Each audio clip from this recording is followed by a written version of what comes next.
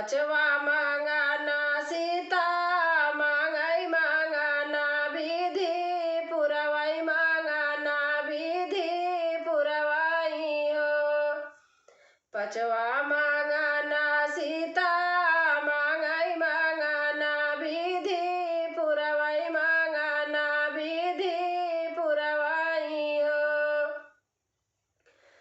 रामा संग की सहेली सब पूछत संग की सहेली सब पूछई हो। सीता कवन कवन तप किहु त राम बर पायु देवरा राजा लक्ष्मण हो। सीता कवन कवन तप किहु त राम बर पायु देवरा राजा लक्ष्मण हो।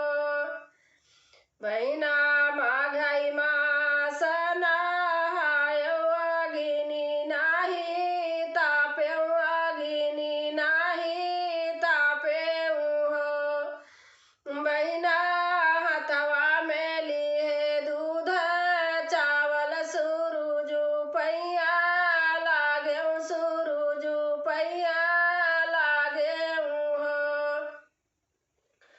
ओ बहिना हथवा में लिए दूध चावल सुरुज पैया लागेउ सुरुज पैया लागेउ हो। तराम बर पायौ देवरा राजा लक्ष्मण देवरा राजा लक्ष्मण हो।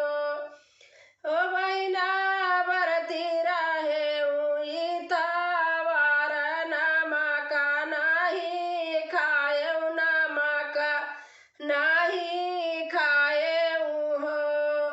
ओ बहिना बड़ा कठोर तप किहु त राम बर पायौ देवरा राजा लक्ष्मण देवरा राजा लक्ष्मण हो। हो बहिना बड़ा हित कठिन तप किहु त राम बर पायौ देवरा राजा लक्ष्मण देवरा राजा लक्ष्मण